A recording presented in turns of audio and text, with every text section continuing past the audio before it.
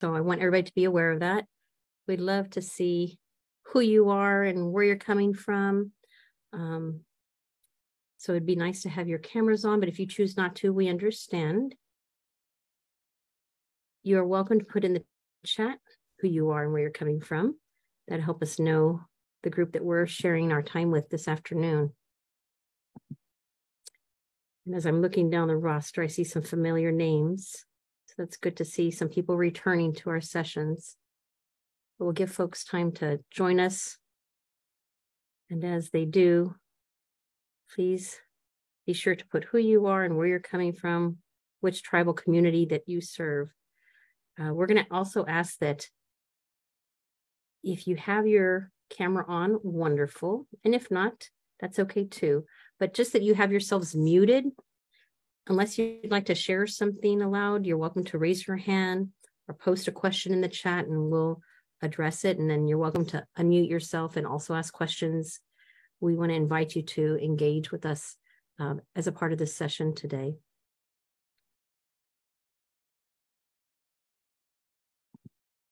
Our time together starts at around 1 o'clock Central Standard Time, and we'll run through 2:30 or so. And we're going to say that we'll give you lots of good information. We also want to hear from you as a part of our exchange, our collaboration in the field of prevention. I'm going to start to share my screen with you all.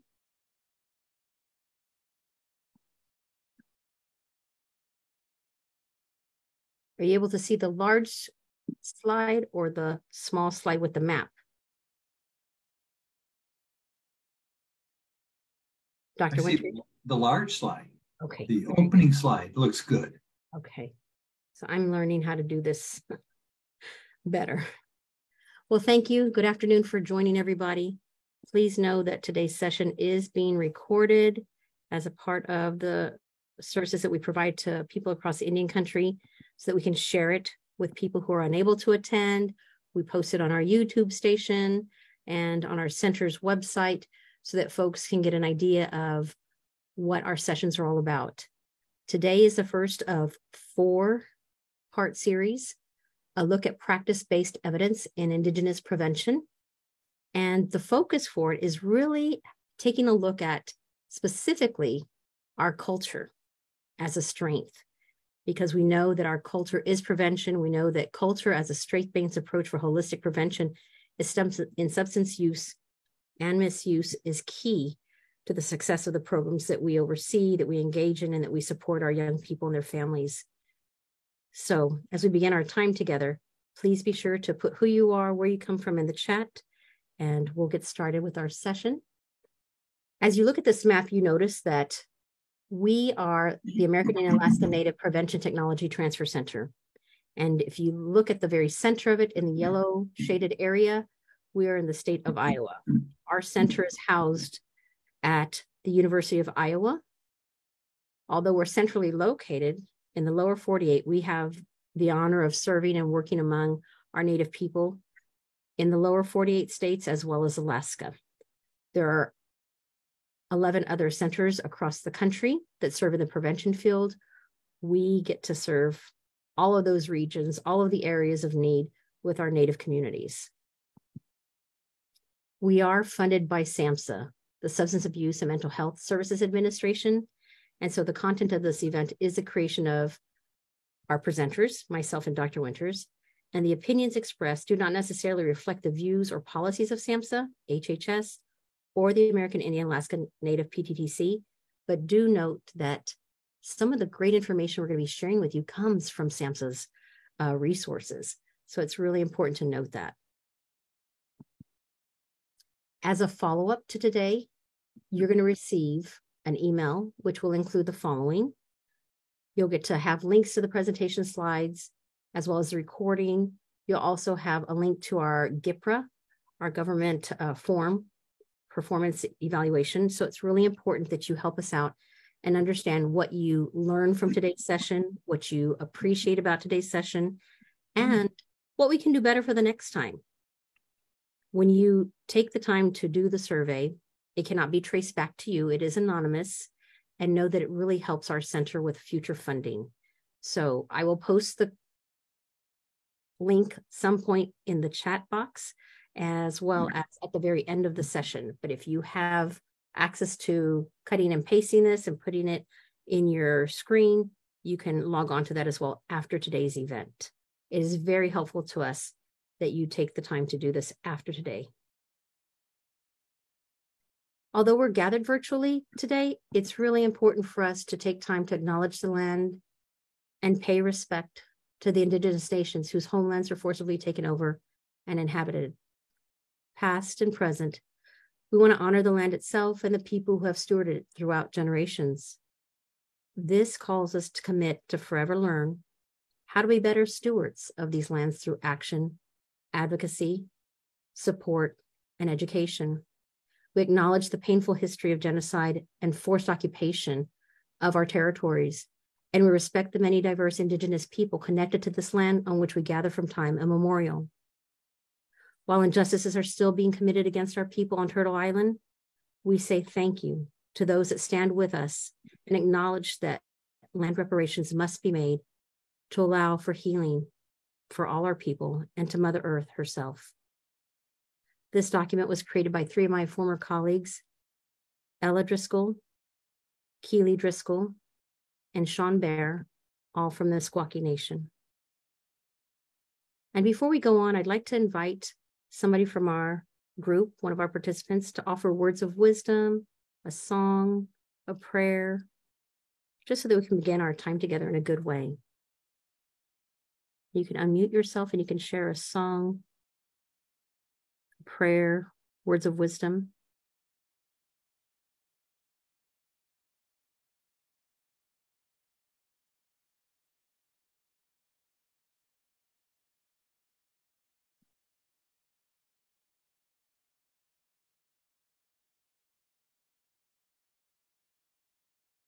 So I'd like to offer a prayer. As we come together, Creator, we thank you for this time to learn about the work that we all do among our people in the field of prevention, that we look to our traditional ways, our indigenous ways of knowing, so that we can better serve and heal and strengthen our communities so we can have a better future going forward 7 generations.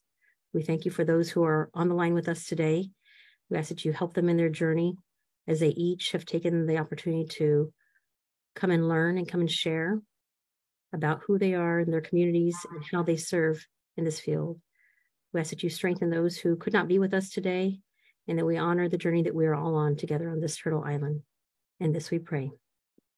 I hope.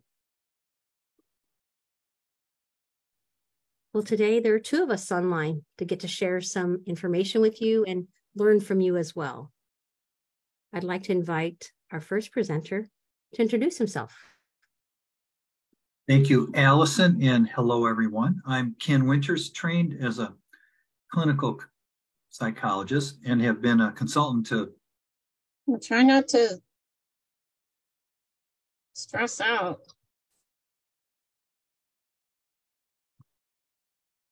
So, trained as a clinical psychologist, am a consultant to the National American and Indian Alaska Native Technology Transfer Center for several years.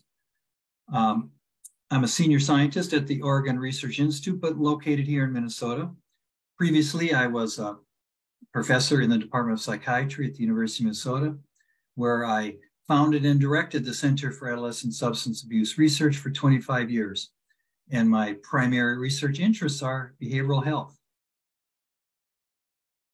Thank you, Dr. Allison, back to you. Thank you, Dr. Winters.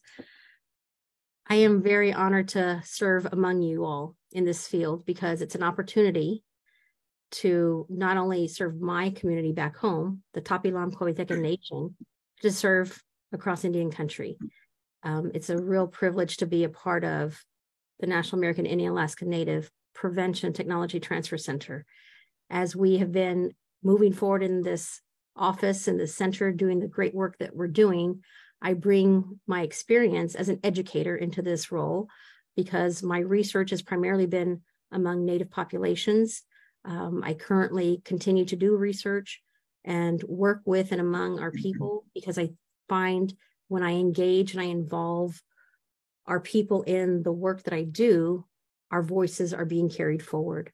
And so I really look forward to learning from you all, and want to share a little bit about some best practices from my Native cultural lens and in my experience across Indian country with the tribes that I've worked with the families that I've worked with, to strengthen and empower them to have healthier lives. I come from South Texas, Yanawana, and many people know it as San Antonio, Texas, but I currently reside upstate Minnesota. And I want to say thank you for joining us today. As we begin our time together, I want to highlight a really important program that our center has been offering for the last year, the Fundamentals of Substance Use and Misuse. And it is a 5-session series, opportunities for people to come in and learn about an overview of substance use and substance use disorders, looking at the DSM-5, as well as models of substance use disorders, and how we can adapt prevention and treatment specifically for our communities. And as we bring it to a close, we know that in this series, prevention is an important part of it, but as well as treatment. And for the sake of today's time together, we're going to focus the one that's highlighted, prevention. I know we're getting ready to have another series gear up in the next few months, so be on the lookout from our center. It's a collaborative effort across all of the offices in our center, with the Prevention Center, the Addiction Center, our Mental Health Center, so that we can really support all aspects of healing for our people. So I'd like to just pose a question to each of you who are on the line with us. In your mind, in your work, what do you consider to be prevention? You're welcome to unmute yourself or just post it in the chat. What do you consider to be prevention? What is prevention to you?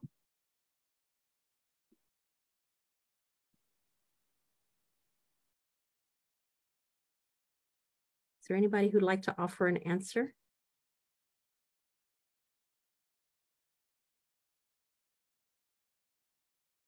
Thank you for those of you who put your name and your community in the chat. I think this is Andrea from Hopi Behavior Health. When I think of prevention, I think of providing information, statistics, findings of specifically substance use and how it has impacted our health, our behaviors, then also contributing, how it's contributing to maybe the social, emotional challenges of in our community. Thank you. Thank you, Andrea. I appreciate that. And you try to bring it together with your community. I think that's so important because that really ties in with our second question. But I also want to read off 2 comments that are here in our chat box. Educating what addiction and recovery looks like or may look like and how it impacts the brain. Prevention is teaching our children healthy living skills, how to navigate life, how to live well. Gosh, now the answers are pouring in. Prevention looks different depending on the struggles and strength within each tribal nation. Thank you all for your comments. Those of you who are able to share your answers in the chat box, and Andrea for sharing it aloud. And I agree with your comments. It's so important. And I think a few of you hit on something very, like another layer to this is what impacts successful prevention methods. And someone in the chat posted, it looks differently, or it may look differently in our different tribal communities. And that is so key because we're all different. We're not a monolith of people with over 570 tribes that are federally recognized and many more state recognized. And then those of us who choose not to be recognized by the feds or the state. We all bring so many strengths and our traditional knowledge and our culture to life in our own communities. And so a few of you already answered our second question about what impacts successful prevention. It's our culture. It's who we are. It's our identity. And so Dr. Winters and I are going to share a little bit about this so that we can continue a conversation with you all and invite you to share some of your experiences also. Dr. Winters? Excellent. Hello, everyone. We're going to introduce some core content by starting with the notion of prevention is a way to identify risk and protective factors in a person or its surrounding spheres of influence, and then organizing prevention activities and strategies to address those risk and protective factors, reducing the risk and elevating the protection. So a model here I think is useful because it helps us think about where all these influences are coming from. And there's 4 layers. A core one, of course, is the individual. They bring to bear certain risk and protective factors. And then there's the 3 main influences coming from outside the individual. Very close would be the family and one's peers. And then next is the community, including the tribe. And then you have the larger influences from society and culture. And so they all are interrelated, they're intertwined.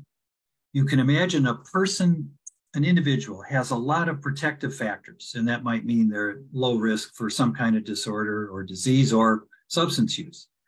But what if the other spheres of influence have a lot of risk?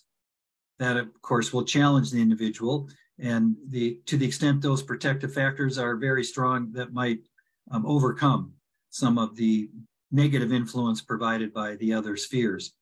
On the other hand, it can go the other direction, where there's all kinds of protection in society, the tribe, and family, but the individual might have a lot of risk, and that can help to reduce the likelihood that the individual will suffer from some disease or disorder, such as substance use. When you look at prevention programs and prevention models, the strong ones that the literature suggests are the most effective, they do a good job of both looking at risk and protective factors, and they do it by addressing them throughout all of these sources of influence. So it's a great way to think about your own philosophy about prevention, and when you're faced with trying to choose a prevention program, you want to see if they have layers of content and activities in an approach that appreciates the fact that you need to address multiple spheres of influence, not just the individual, even though that might be the target of what you want to technically prevent, the source of the disorder in the individual, but the solution so often is because these other arenas, these other domains provide important protection. Okay, excellent. Another important principle about prevention is that what looks to be the most predictive of somebody's risk for substance use and misuse is how many risk factors they are under the influence of or that are impinging on them. So there's dozens of risk factors that have been identified, some for individuals, some for family, culture, etc.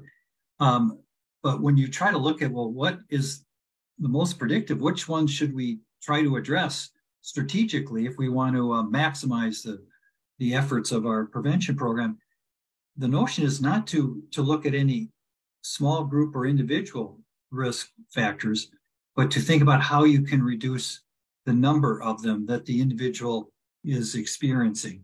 And so the lowest number of risk factors of an individual that are being contributed by that person in the surrounding spheres, the lower the probability of substance use. But the higher number that unfortunately leads to risk in the other direction. So there's been a lot of look at risk and protective factors linked to various demographic groups, including ethnic and racial groups. A recent article by Soto and colleagues looked at this topic with Native populations being studied. So I want to throw this out as the next discussion group. Please feel free to unmute or put your thoughts in the chat box. And there are some risk and protective factors that are more associated with Native populations than with non-Native. So what factors do you think were identified by Soto when he did that research and looked for specificity of risk factors? And of course, feel free to state them either in the risk direction or the protection direction.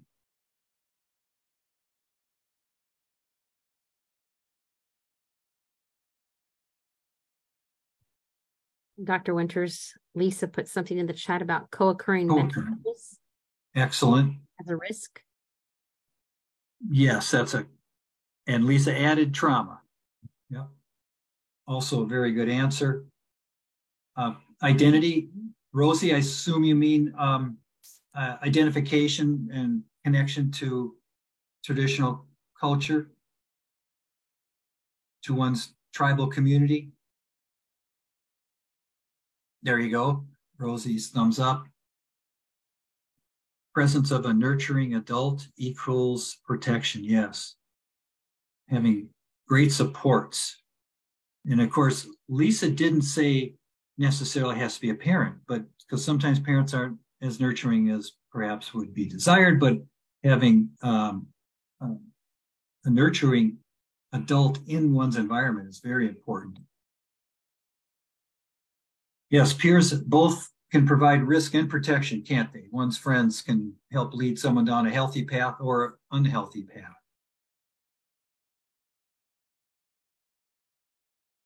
Andrea's noted several. Those are all excellent on lists that researchers have identified. Connection to culture, again, is popping up. Affinity to culture and involvement in cultural activities. Excellent. And Rose has put a good one, I think, that comes up a lot. Trauma, particularly historical trauma.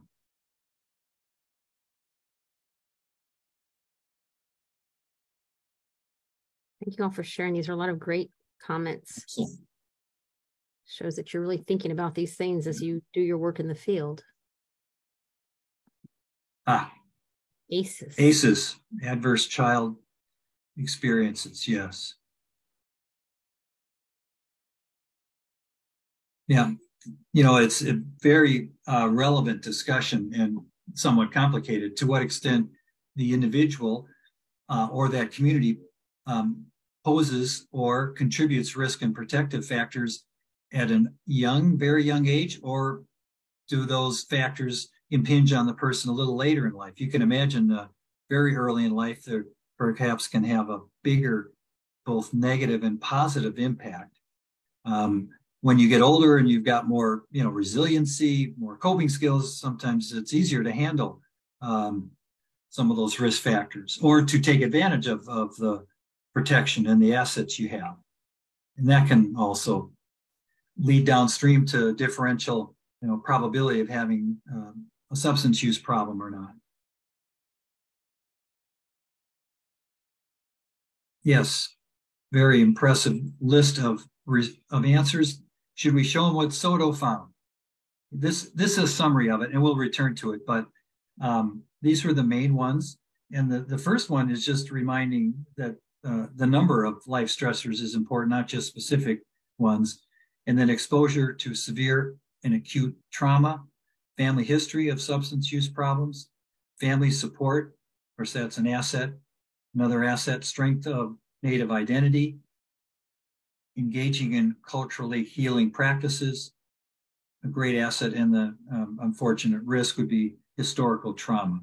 So that research did find a set that were on the both risk and protective side of things. And Kimberly notes, yes, and a good segue back to our snowball theme. So the accumulation of them and the way they interact, as Kimberly notes, is quite important. So it's not just how many, but then of course they interact and they modulate, they potentiate themselves. So one nasty one can be in the mix, but then it can potentiate the severity of others, and that's on the risk side. But you might also, on the protection side, have one significant one that can moderate or minimize the impact of several other risk factors. It is complicated. That's why with research, it's difficult to nail down, very specific principles.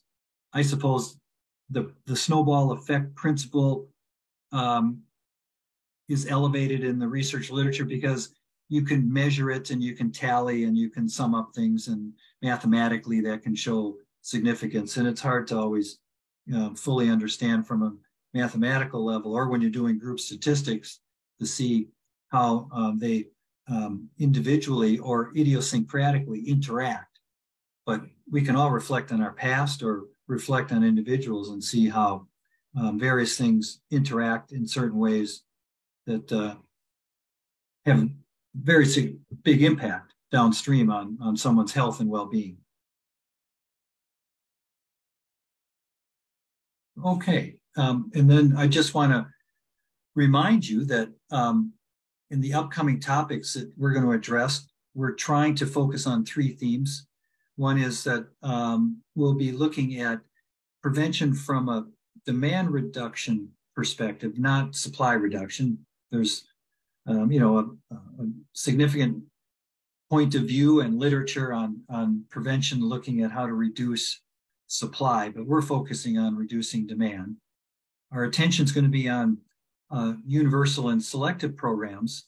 And so those are programs aimed at large populations that and that content is relevant for everyone. And the selective programs are those for which maybe there's some early signs of substance use, early signs of risk, and that content is intended to be meaningful for those individuals. Targeted programs or treatment, those will not be our attention today. And then we want to emphasize the importance of culture, both that prevention works and it works better with culture. Allison, back to you. Thank you. One of my last research projects that I got an opportunity to present at the Society of Indian Psychologists conference about a year ago was focusing on cultural protective factors. One of the things that I strongly believe in is the importance of our culture and the impact it has on our youth. When they have that identity, someone wrote about that in the chat, when our youth have a sense of belonging, when they know where they come from, when they are learning to stay connected, even if they go away for their high school years or go away for college or early in life, try to explore places beyond what they've grown up with, when they have that sense of connection, it is the most important protective factor that they could have. What I have read through the 2 studies that I share with you here at the bottom of the screen, I put all of their concepts into the idea of a circle because it speaks to the way our people learn best. We are not a linear folk, we are a circular folk. And it's really important to speak to that, looking at all of these concepts having the same amount of impact on us, whether it's learning to the stories from our grandmas and our grandpas, that wisdom that we get from our elders, looking at our strong culture, again, the identity of knowing who we are, when we have that connection through our language, through our food, through our history. I think it speaks volumes of how we can stay connected and know how to better walk in our journey and be strengthened by our community, because our family, whoever that family makeup is It's not always a mom and dad at home. We know we have a lot of great aunties and extended family members raising up our children, even siblings raising siblings. So who is that family unit? To have that enduring spirit, to know that I can do this because I have other people, my ancestors who have endured so much and have continued to push me forward. And I will continue to do it, going 7 generations forward for others. Having that connection to our past. I speak about the history again, because it's important to know our people's history. 7th grade education across the country, no matter what state you're in, tells the history of that state. And in the states that I've lived in and my children have lived in, the knowledge that is shared about our Native people in 7th grade history is limited. And it's something we need to change in our educational systems. But I want us to know that it's important to share the history of our people with our young children and our youth. Going through ceremonies is key. When we have that connection to take time for ourselves, it's part of what we call today self-care. For us who are traditional, it's a part of who we are, going through traditional ceremonies, whether it's an annual or a monthly or a weekly. Right here in the area where I live in Minnesota, one of the elders told us right before we broke for summer, he says, we live with so much snow around us. We had snow up until Easter. He says, right now, the rivers, the lakes are all thawing out. And go out there to the water, touch the water, and power up with the energy that the water gives us, because we know that water is life. Don't allow ourselves to just drive by it, walk by it, and just say, oh, the water looks good today. Go and allow ourselves to touch it and be energized by it. It's not a ceremony, but it's a traditional practice that so many people here in the area where I live do practice. And adaptability. We read often that we're resilient people, and yes, we are, but we also can look at ways that we can be strengthened and supported and change so that we can move forward rather than stay stuck in the trauma or stay stuck in an issue that keeps us from our healing. And it's really important to notice that this important research that these teams have done, Bales and his colleagues, Barker and DeBeck, and so many others, focusing on the importance of protective factors from a cultural perspective, is important for healing, is important for us to help our young ones. When we look at these two areas or ideas of prevention, we're going to look at primary prevention for the sake of today's discussion. When we look at the universal, we look at deterring the onset of substance use for all individuals in the population. So think of it as a community aspect way of coming together to support. Selective looks at addressing individuals with risk factors associated with substance use. Again, we're not a monolith. What happens in one res doesn't always happen in the other res versus another res. It's like we need to look at the unique ways in which we are living, both urban and rural. And somebody put that in the chat earlier, and I can appreciate that, because we want to make sure that we are focusing on some of the high risk or higher risks or prevalent issues that come about in our tribal communities, and be sensitive, be aware of those areas so that we can address them in a good way, in a healthy way for our people who are needing this.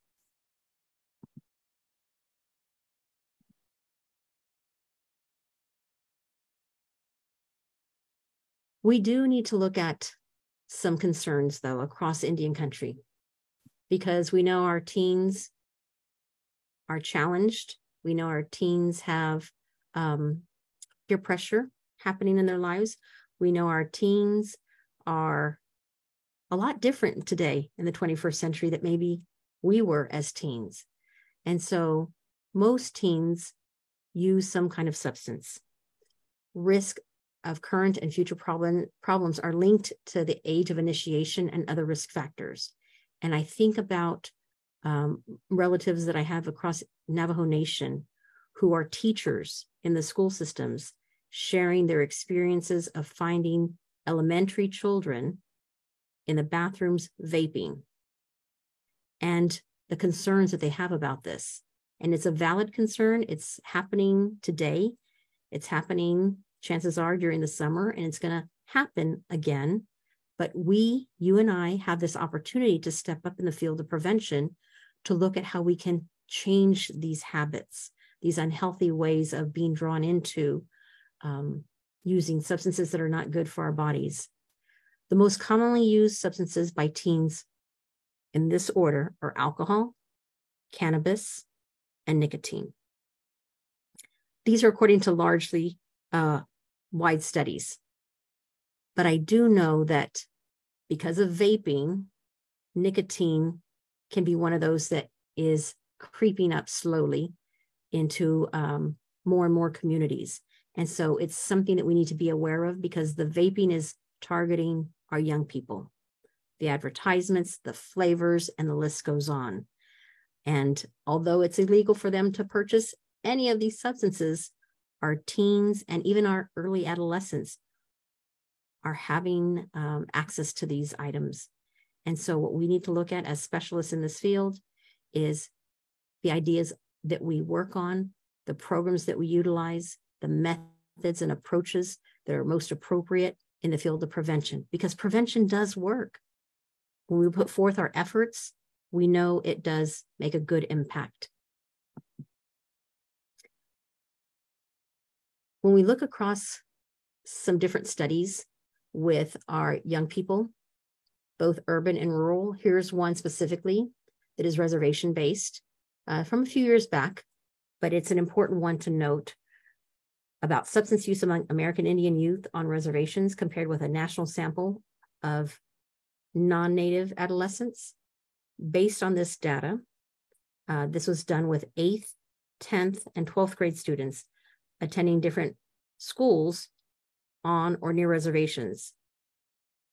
Monitoring the Future survey showed a higher lifetime and lasting of 30-day rates of alcohol, cannabis, and several other drugs compared with non-native students. You read this and you wonder, is this accurate? It is for some communities, not all, but again, 8th, 10th, and 12th grade students participating in schools on or near a reservation. This is a reality for many. And we have the opportunity to change this through prevention.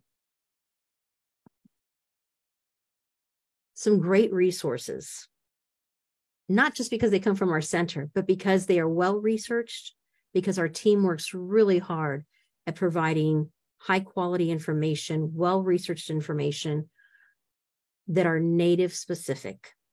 You can always go to our center and look at the many resources that our team has developed over the years. You can look at some of our newsletters, and all of these are accessible. If you can't click on the links and access them through this page, that's okay. If you just go to our prevention website, you will be able to find and have access to all of these, whether it's focusing through a newsletter where we talk about certain topics. We also know that the way in which we do our prevention or we provide prevention is using traditional methods, as such as storytelling that's listed here on the bottom. And then these two images on the right show you a few examples of products that we have created to share with our audience. And we do have them in hard copy form. You can see them there on the screen, but I have one here on my screen for you all. When you get them, if you choose to ask for some, we will gladly package them up and mail them to you. But they are a 2-page resource that are well cited, well researched about various topics. And I want to say we have probably about 6 of them. These 2 are the most important right now to the topic that we're discussing, but we have others regarding other mental health and addiction topics from our center. Any comments or questions before I turn it back over to Dr. Winters? I see something in the chat. Well, it's for me, Allison. I was reminding everyone that not only is nicotine use creeping up because of vaping, but so is cannabis use among teens. And some people think because it's getting more legal in states that has altered teens' perception of harm and led to a greater popularity of that substance by teens. Thank you.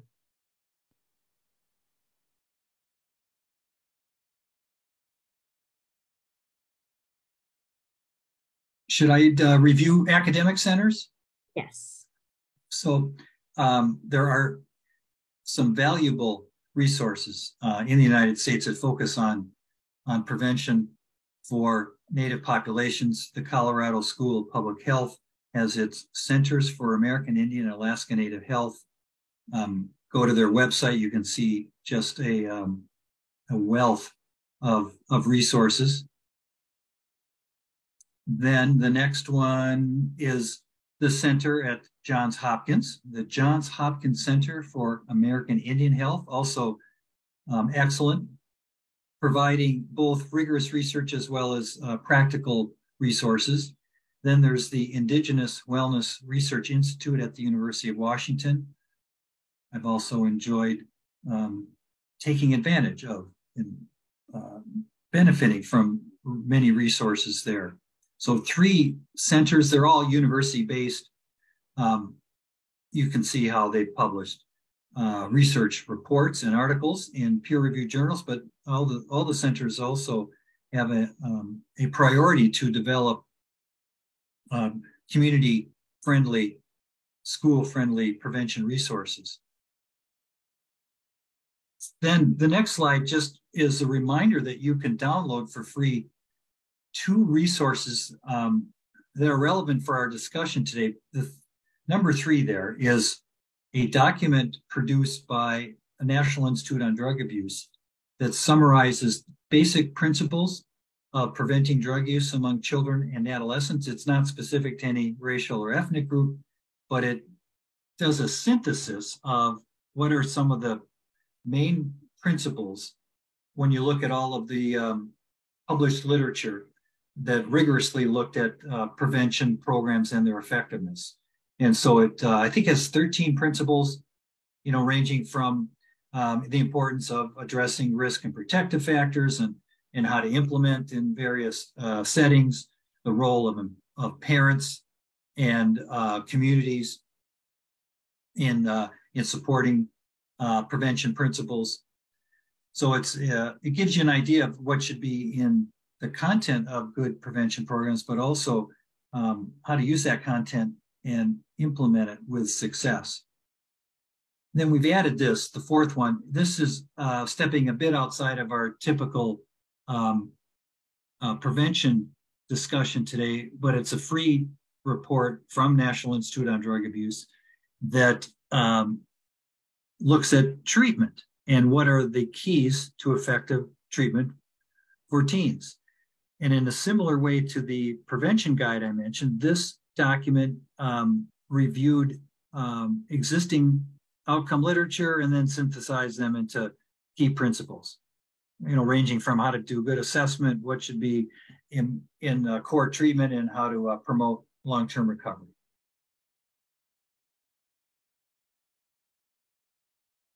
There is some good news out there about the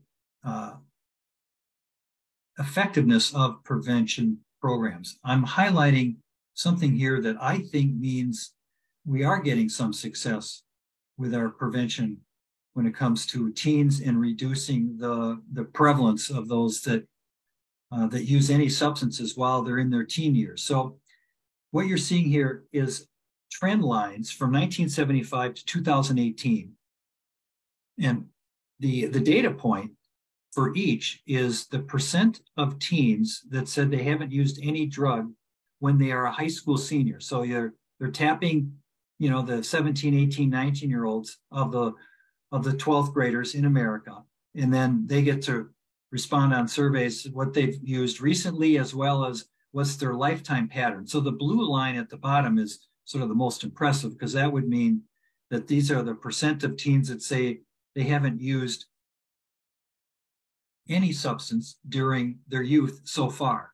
And you can see that trend line, which was kind of being level for the 1970s, starting in 86 to 88, it started to trend nicely in the upward direction. And the 2018 data point shows it at 31%. You can see the red line. That's just those saying they haven't used anything in the past month. But that doesn't mean they're abstinent throughout or drug-free throughout the teen years. But I thought it was impressive to see that about a third of teens, at least in 2018, said, I have so far gone through my adolescent years and have stayed away from any psychoactive substances. Somewhat encouraging. I guess we can try to get the number higher, and one could say, well, it's only a third. But for those that are of the belief that, well, all teens use, I would make a case that that isn't true. Let's go back to our attention on risk and protective factors.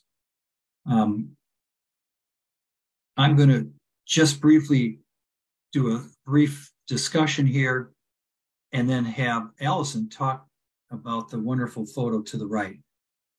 From a definitional standpoint, risk is a characteristic at the biological, psychological, family, community, or cultural level that precedes and is associated with a higher likelihood of problem outcomes.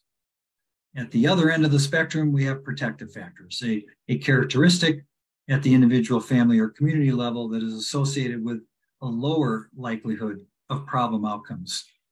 So to review, these two domains interact, and to the extent you have a good outcome or a problem outcome is likely determined by the extent to which there's more protective factors than risk factors, or there is a stronger influence by protective factors versus risk factors. And when the outcome is negative, that means the risk factors are outweighing the protective ones. They're cumulative, works in a snowball, and interactive way. So Allison, it's a wonderful photo here. It's a great story that you can offer for us. Yeah, earlier I talked about in that circle image with the cultural protective factors, focusing on ceremony and tradition, our cultural ceremonies and traditions to help us and help our young people in the way of prevention. Well, this is an image from something that my family does back home in front of what many people call the Alamo. Back home, we call it San Antonio de Valero. It's a mission. We are the Tapilam Coahuitecan Nation, which many people call the Mission Indians. And every September, first Sunday in September, we have a repatriation prayer offering where before it even begins to have sunlight, we go into this original mission where a lot of our ancestors are buried, and we have prayer, we have ceremony, and then at sunrise, we come out and we have the opportunity, if we're able-bodied, to participate in a mission run, beginning here and ending 5 missions later, spans about 13 miles long. And it's a way to offer prayer and in remembrance of our ancestors who've gone before us. And it's something that I've never been able to do. I'm usually following along in my vehicle and meeting my husband who's on the right and my son who's on the left, because they are the runners in our family. And so together, this is a way that we've been able to support our son and help him in his journey as a young person in being connected to his culture, being connected to our identity. And it's a really great opportunity. This is where a lot of young people come out every year to participate, because it's an opportunity for them to exercise and talk and have fun together. And we have people going along in trucks, drumming and singing for our runners. And we end the day with a big feast. But it's a great opportunity. It's just one opportunity for us to come together in the field of prevention as a family. And my daughter and her family join us. They don't run either. although my 2 little grandsons have said, one day, Grandma, one day. So I'm hopeful. Allison, what are they holding in their hands? Your son and your husband. They're the staffs. They each have a staff with, our son has a sweetgrass braid attached to his staff, and they both have eagle feathers to give them the strength to get through this run, because it usually doesn't start till like 8 o'clock. It should start earlier, but sometimes 8:30 they're running. And if you know South Texas, late summer, September, October, it is very hot and humid. So they do need to pray for strength as they're going through their journey. Cool. Thank you. A little bit more about risk and protective factors. You can see this highlights in the rows 3 main domains: individual, family, community. Please think of community as the larger society and the tribe that one lives in. And then you can see how across the rows there's a brief listing of risk and then protective factors. This is not a complete list. It's just representing some common typical factors. There's dozens that could be included when we talk of risk and protection. But I'd like to focus on the protection. Note, for individuals, strong sense of belonging to culture and one's beliefs. For family, parental support and bonding. Community, participation in school activities. School is very important. It can be a wonderful source of asset building, and then it can be painful for some and difficult and actually be a source of risk. But it's an important one. And to the extent you can help by, at an individual level, having teens feel connected to school, that's a big plus, or any way you can help at a larger way to support your school is a great plus. Keep in mind, school is more than just learning. It's also the extra activities, not a news bulletin. The more a young person is involved in a lot of different activities, many of them organized around school, community, the tribe, the church, those are all ways of adding protection in one's life. So a reminder that Soto and colleagues did research what are risk and protective factors among Native youth. Just to review, they found many of the risk and protective factors relevant to American Indian Alaska Natives were also those commonly cited when other ethnic groups are studied, such as a lot of life stressors, exposure to trauma, family history of alcohol use, as well as other substances. Those 3 are aimed at the negative or risk direction. The last one, family support, is a great protective factor. And then specific factors: strength of American Indian Alaska Native identity, engaging in culturally healing practices, 2 great assets at the risk direction, historical trauma. And a reminder, the accumulation principle also applies to Native youth.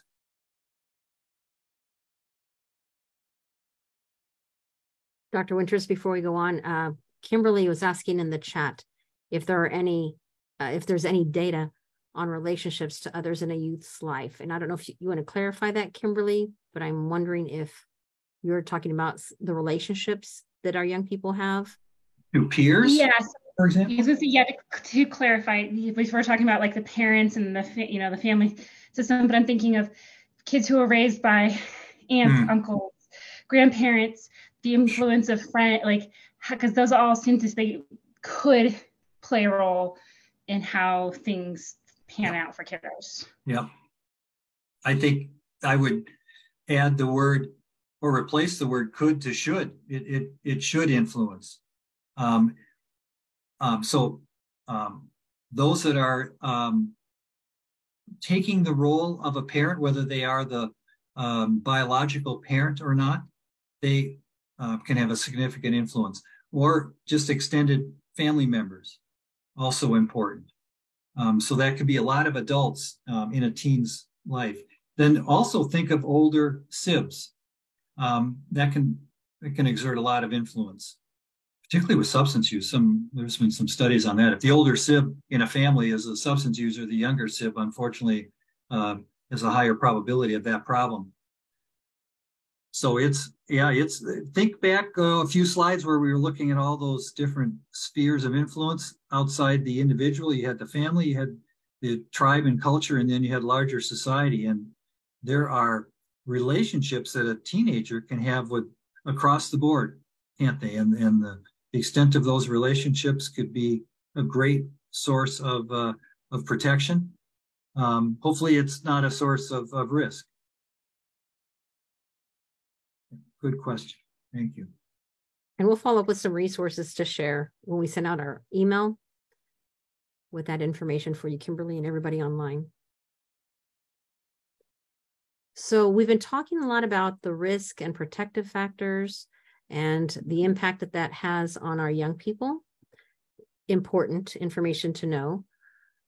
But we also want to speak to the ways that we apply prevention methods, approaches in working with our young people. So the question is, when we work with our adolescents, our youth in the field of prevention, is what we are using effective? I would put, is it culturally informed? Because there are a lot of great Western-based programs that are successful with some people. But what I want to encourage us to consider are the programs that we use with our Native youth to be mindful of including a cultural component. We need to tailor them, adjust them to fit the community that we are serving or that we are part of. The principle is based on the fact that there are vast community and individual level differences. So someone put that earlier on the chat before we even got to this slide. So that was wonderful to say that we need to look at who we're working with, who are helping in this process, and to really think specifically about the risk and protective factors that exist in each individual tribal community and harness those protective factors, especially in order for this prevention program that we are trying to do in our communities, or the multiple ways that we're trying to offer prevention programming in our communities to be effective. When we incorporate that concept of culture, we are going to have a greater chance of success with our young people. Kimberly, when we incorporate positive influences, family members who can help our young people see, even if they have the older sibling or someone else in their family who's not making healthy choices, but if they can have the counterpart to that of someone else to influence their life from a cultural component, they have a greater chance of leading a healthy life. So I want us to be mindful of that. What we use out there in the field is really important to look at what is going to make sense for my community. And I speak to my experience this past January when I was at the conference in DC for CADCA and the Community Coalitions Against Substance Use. And they're changing their name. I can't remember the acronym that they're going to be using, but they're in the midst of changing it. And when I went around to the tables looking for a prevention program for Native youth, I found one. And there were probably a good 200 plus vendors, including us. Our center was there also. But it's really important to look at what is available that speaks to our community. And if you find something that you really like and you've heard has been very successful, that is not based in our culture, find ways that you can adapt it, revise it, indigenize it, make it appropriate for the people that we serve. For our people is so important. We want to encourage you to look at practice-based evidence for Indigenous prevention. We usually hear it the other way around. Evidence-based practice, evidence-based research, evidence-based, evidence-based. When I hear that, I always question, whose evidence are they looking at? Because there's such limited research and literature studies done on our people by our people. And so it is really important for us to have our own Native experts speaking to our Native needs. And that's how we do our work at the center. It's really important for our center across the board, whether it's our Addiction Technology Transfer Center, our Mental Health Technology Transfer Center, or our Prevention Center, even our Trauma Stress Center. We look at things from a cultural perspective first. We look at all the research that's been out there, that's been done, because there's validity in it, but we want to make sure that it can be applied to our communities. There's a really great Native psychologist named Dr. Art Bloom, and I'll probably mention him another time before we get off the line, but he stresses the importance of indigenizing our approaches for healing and for labels to decolonize the process that society or treatment or recovery or behavior has been using. Because when we focus on holistic healing, holistic prevention, we are going to be more successful. It's not just going through a session or a series by myself. I'm going through this journey with my family. I'm carrying the stories of my ancestors in my journey. It's really important to understand and recognize and utilize these connections because they are our cultural protective factors. And so, although I said there was only one that I found back in DC at that conference, I have a few of them here on the screen for you to learn about, in case you haven't heard from them already. This one program, Living in Two Worlds, was an adaptation of another program called Keeping It Real. And its very specific skills are about drug resistance, better decision-making, cultural engagement. There's even one example that has students to identify a personal value that reflects on their resiliency and to describe the value of storytelling. Before Hollywood did storytelling, we've done storytelling. And I want you to remember that. We have used storytelling to share traditional knowledge, to share our wisdom, to share our strengths for hundreds of years. And so it's important to remember that. And Living in Two Worlds, this program focuses on AIN students in the middle school category. The way you implement it is you incorporate the teachers, you incorporate everybody being a part of that process, not just the students read the book and here you go, or you hand it to them and say, learn these lessons because it looks like there's 12 sessions. It is applying knowledge that speaks to very specific skills with a cultural context. And it's really important to know that this is just one of several that we're going to highlight because Dr. Winters did the research for us, and he helped us find several that we can share with you today. Here's a second one. Indigenous Wellness Research Institute created this one on a community approach to enhance adolescent health among rural American Indians.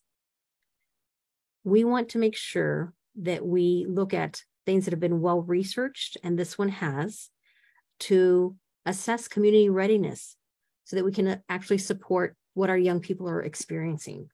So this has an assessment tool which is completely completed by the community leaders as well as those who are considered stakeholders, focus groups. It provides a profile of the community's readiness with 6 dimensions. We have the link here for you at the bottom of the screen, but this will be provided in our follow-up resources. And Project Venture is the one that I saw back in January at the conference regarding prevention. This was the only program that was being promoted for Native youth prevention. The people who I know who use it in Oklahoma have spoken very highly of it, and they're not the only ones. It's being used across the country. It's a year-long program that focuses on outdoor experiences, really getting our young people to experience learning different activities, different strengths of our community, our tradition. With at-risk youth specifically, it's guided by our traditional values, which speaks to family, one of the key protective factors, learning from our natural surroundings, incorporating spiritual awareness, going back to that protective factor of ceremony.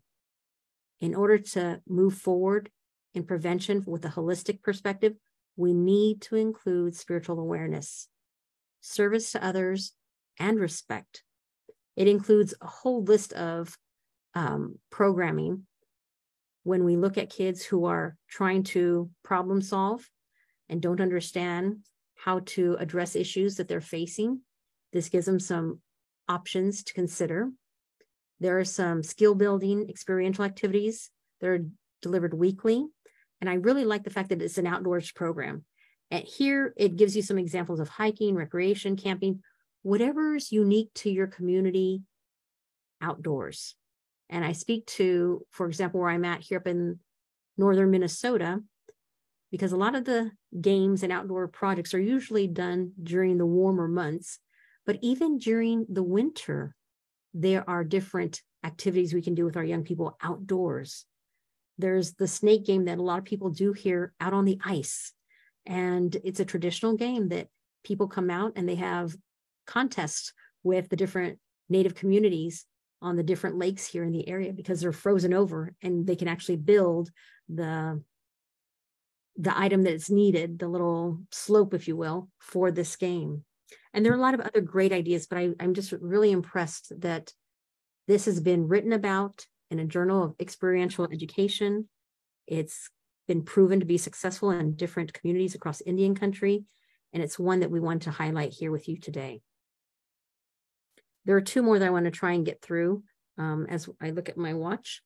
The Intertribal Talking Circle is being utilized as an intervention, and it was developed by 3 tribal communities.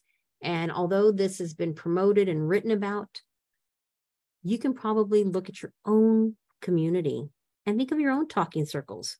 Think of your own opportunities where you've sat around a fire with your family or sat around your living room or outside during ceremony.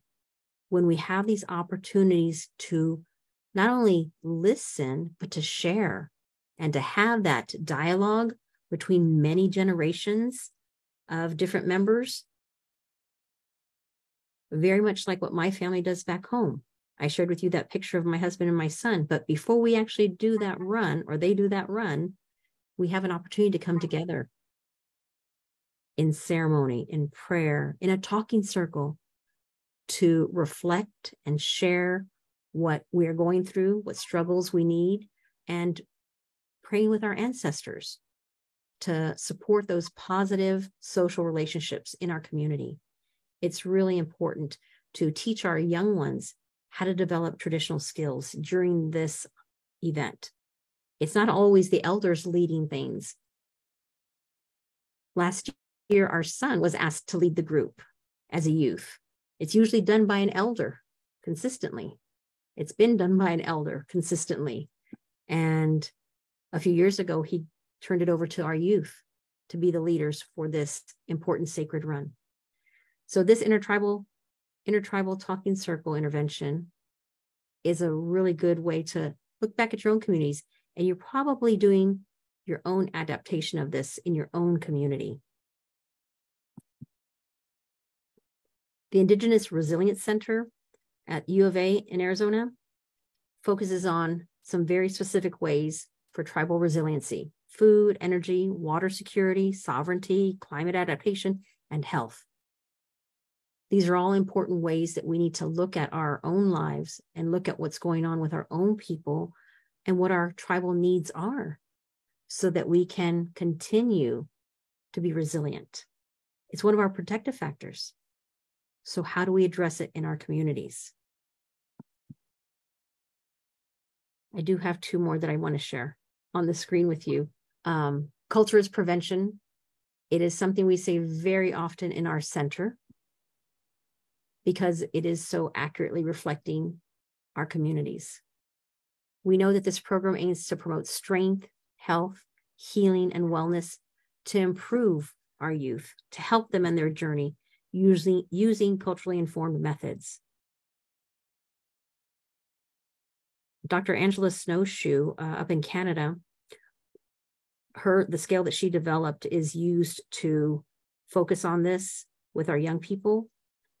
To have them take the survey, to have them provide feedback is important to address the association between mental health and cultural connectedness.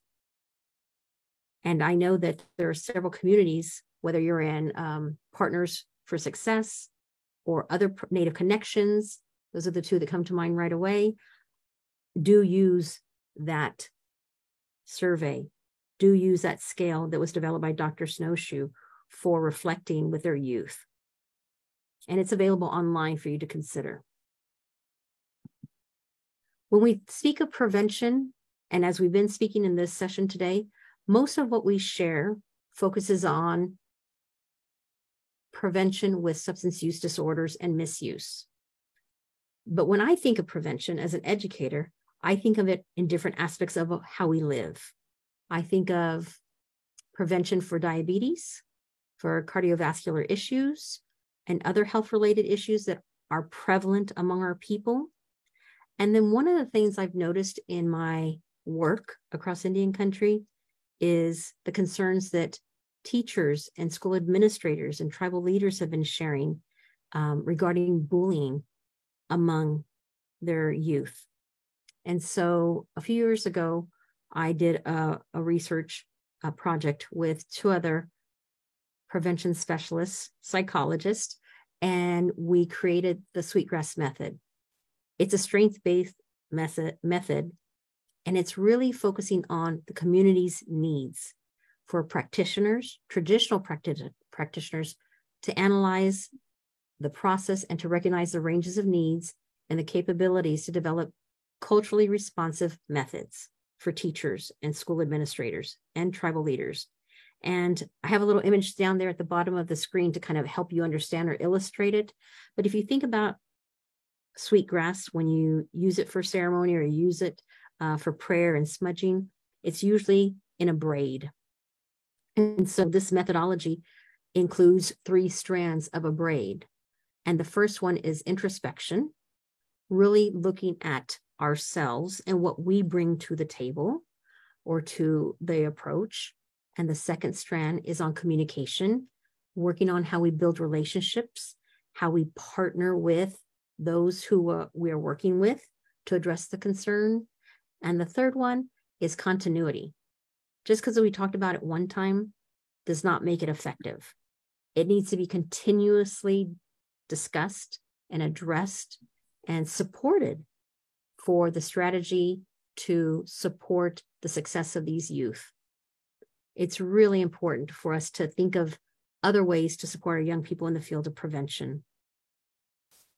Allison, Yes. Got a question. Yes. I'm very intrigued by the Sweetgrass Method in this program. So it includes, I gather, ways that students can intervene if they see bullying going on around them, or ways that they could address bullying if they're the target? Yes. It's being piloted right now this has been written about for the last 10 years, but now it's in the pilot stage of being applied with the manual and the program with a reservation up in Minnesota, so that not only are the educators, the school administrators learning about it, but then going with the children, teaching them how to identify it. How do you address it? How do you move through it in a really positive way for the success of moving away from this negative aspect of being classmates with one another? Nice. Not just aimed at adults and how they can help, but right there with the teens. Yes. Thank you. And the last one that's on the screen is regarding tobacco use, because we know that when we use tobacco, traditionally, it is used for ceremony. However, commercialization takes it in a different direction altogether. And so our role, our responsibility is to look at how to have that balance for our health, how to have that balance to teach our young people the sacred use of traditional tobacco. The Keep It Sacred community developed a lot of wonderful resources. They're being highlighted in our next prevention newsletter for all the great work that they're doing across Indian country.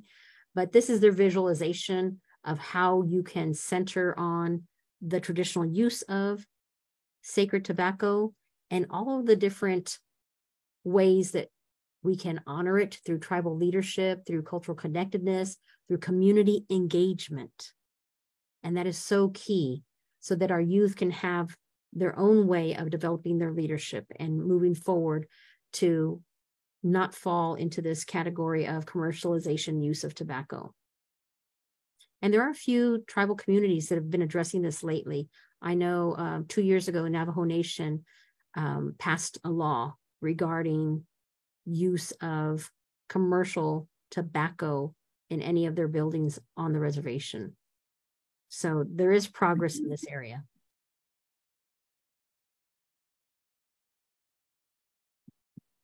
So we go back to our simple 3 words because it's so applicable.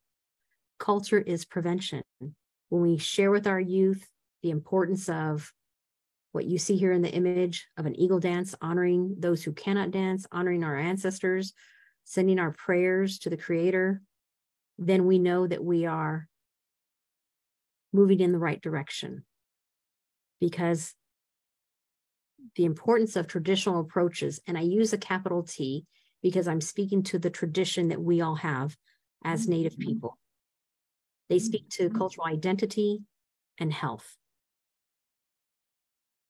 It's holistic, and holistic health is based on an understanding of the interconnectedness of not just the physical healing, but emotional, mental, and spiritual.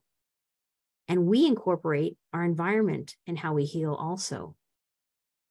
When we look at this concept, it's important enough, and I shared this with you with slide, I think 2 or 3, although the documents that we're providing, the information we're sharing, doesn't directly come from SAMHSA, they do support this traditional way of healing. They even created a document called Tip 61. This way of healing involves drawing on our strengths and the assets of our individual selves, our family, and our community. Simple aspect of telling stories of strength is a common feature when we use storytelling in counseling, in healing, and we do it among our own people. Sunday, I was watching a TV on MSNBC. This is not in my slide, but I just have to share it. It was about Indigenous women. And it was a panel of about 7 women, and they had Deb Holland remotely come in for a brief session, and Mary Patola from Alaska came in briefly. But these women were, one of the common things that these women were sharing at the table was the importance of listening to their ancestors, listening to the stories of their ancestors, and how that's made an impact on them in their lives today, and the work they do today to represent us publicly in mainstream society and personally with their own families. Again, from Tip 61, here are a few more bullet points. There are many Native clients who perceive our own cultural identity as important to health and well-being and view the role of traditional practices in treatment as vital. Not every tribal community is able to do this and incorporate this, but when they do, it promotes a strong tie to one's Native culture. And we know that mainstream health strategies can be relevant when they're adapted to the community's cultural and including traditional healing methods. It is much more successful, much more supportive. And so I have a question for each of you. And again, you can post it in the chat, or you can share it out loud as you unmute yourself. what are some of your own examples of traditional healing practices? Is there anybody who'd like to share?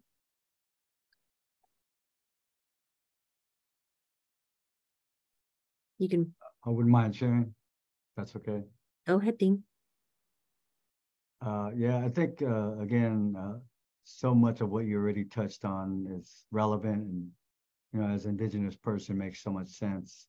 I'm a traditional practitioner, and, you know, our connection to place, our connection to ancestral lands, it's so powerful, because we understand that, you know, our ancestors, we are the prayers of our ancestors. Mm. And we're the living prayers of our ancestors. Our culture and our history becomes alive when we practice our culture.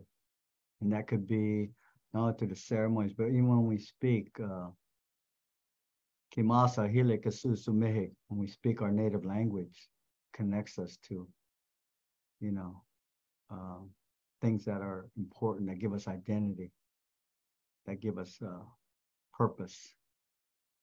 So, so wonderful of what you're sharing, because this is everything that we use in our program here at Sonoma County Indian Health Project, a program called the Aunties and Uncles Program. It's a youth suicide prevention program.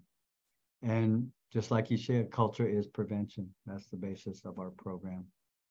So I just want to share that. So thank you. Thank you, Dean. Excellent. Lisa notes utilizing traditional healers, and she reflects how she went with her grandmother to ceremonial dances where tribal languages were spoken.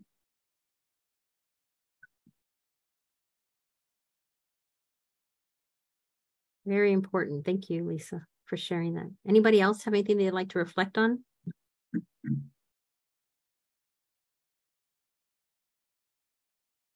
We all have different experiences, that's for sure.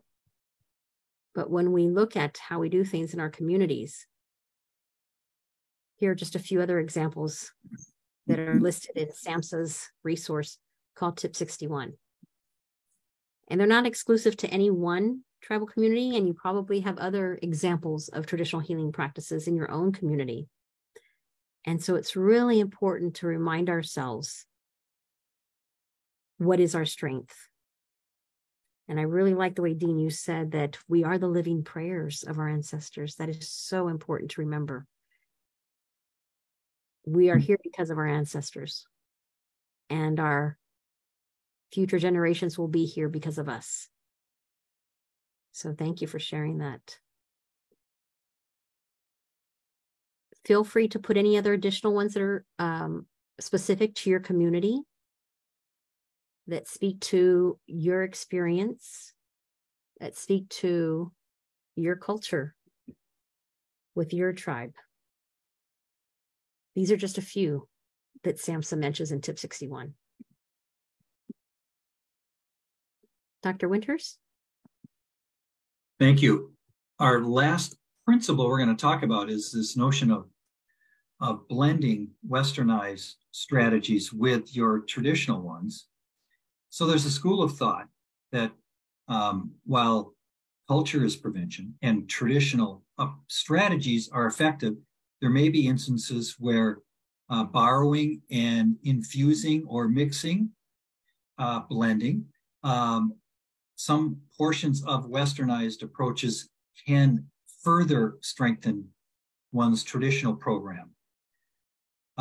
So first, just some principles and ideas around the notion of evidence-based treatments or evidence-based programs.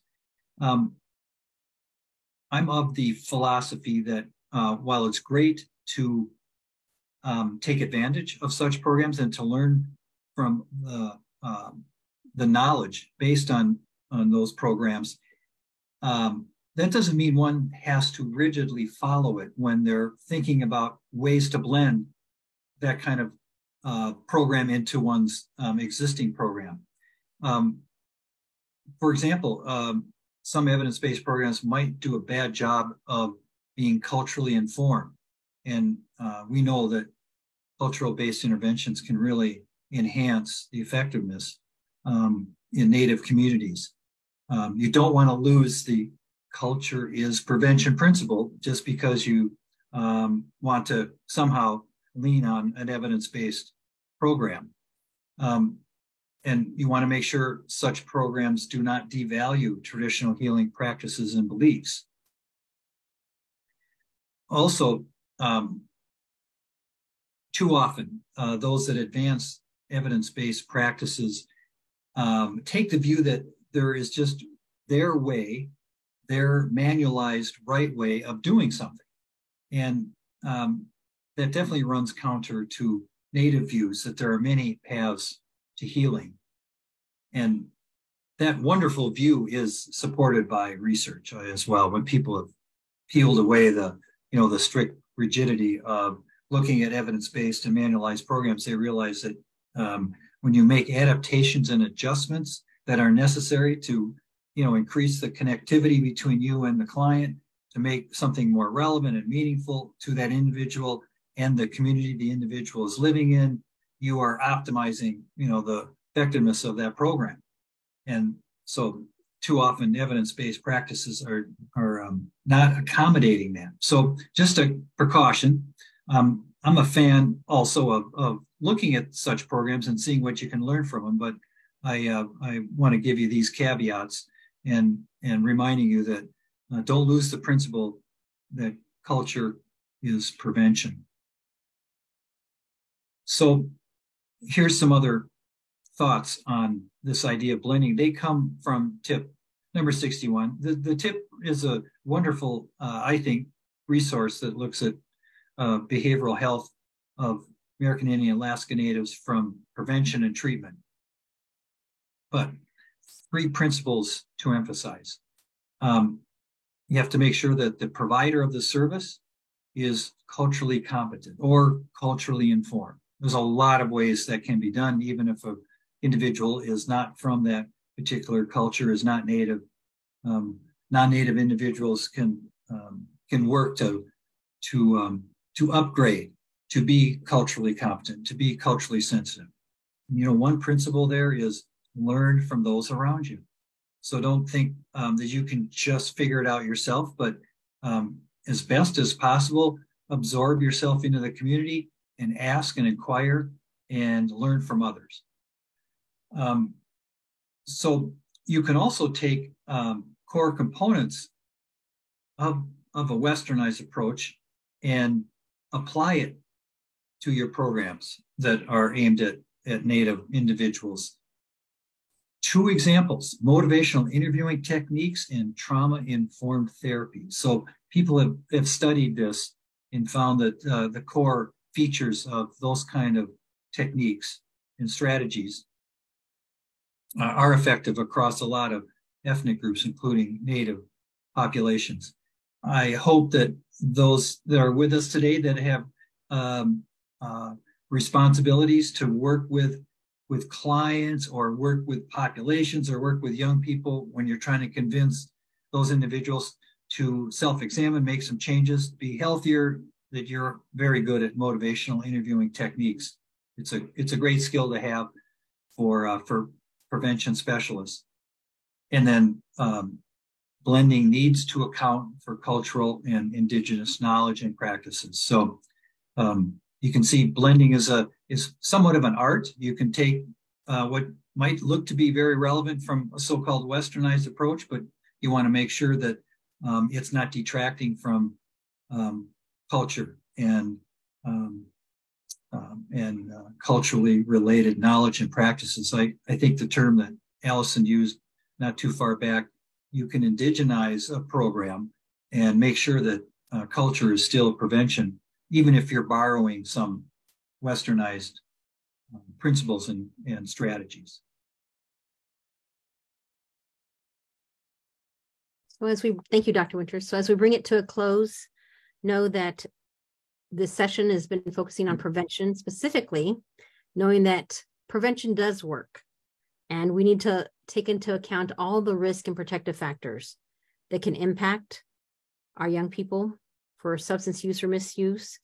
And what is so key are the cultural adaptations.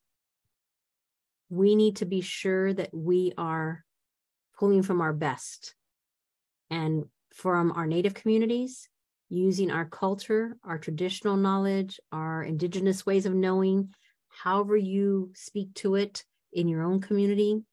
This is what is important for it to be successful. The great research that's been done with Western methods, again, works well for many populations, not necessarily our people. So be mindful of that. As we bring it to a close, I want to offer a few questions for anybody who'd like to share who hasn't had a chance yet for group reflection. Is there anything or any two things that you will take away from today's time together? Or were there any surprises about this content for you? And you can post it in the chat, or you can unmute yourself and share it with us out loud.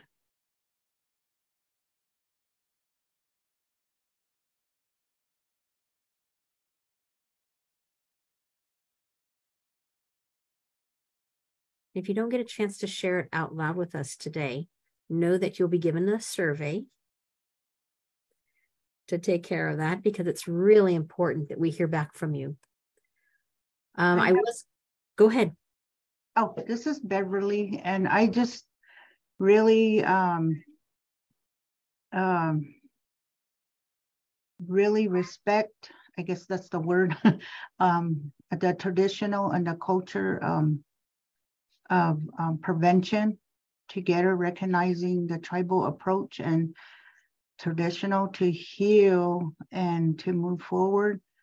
And I just feel that it's a holistic way of helping our young people with not just one method, but two methods at the same time that they're needing.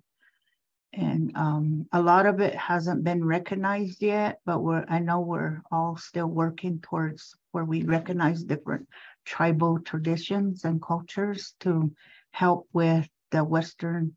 And I think it's needed on both sides to recognize. Thank you. Thank you, Beverly. That's important. Thank you.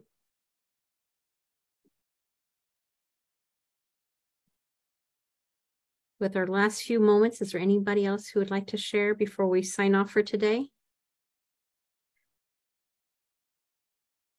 I did put the survey link in the chat box. And for some reason, I cannot get the registration link for our next session on June 21st to work with me right now. In fact, I had some people email me on Monday saying there were some issues registering for the whole series. But if you registered for today, you will get a follow-up email about today's event. Plus, you will get the registration link for the next one on June 21st.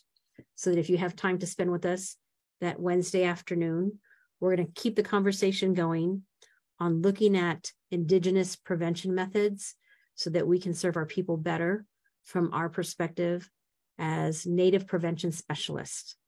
Here on the screen, I have a contact email for myself and Dr. Winters at the bottom. In the center, I have our director's email. If you need to reach out to her, you're welcome to do so. But what's really important is that you take the survey to help us understand the important work that you are doing, how we shared with you today, what you appreciated, what you learned, and what we can do for the next time. I want to say thank you to everybody who stayed on the call for the duration of our time together. I want a special thanks to Dr. Winters for taking. And thank you, Allison. You're welcome. You're welcome. Yeah. Thank you all. Nalit Sam in my own language. Miigwech for you Minnesota folks up here, Anishinaabe land. Thank you all. Have a great afternoon.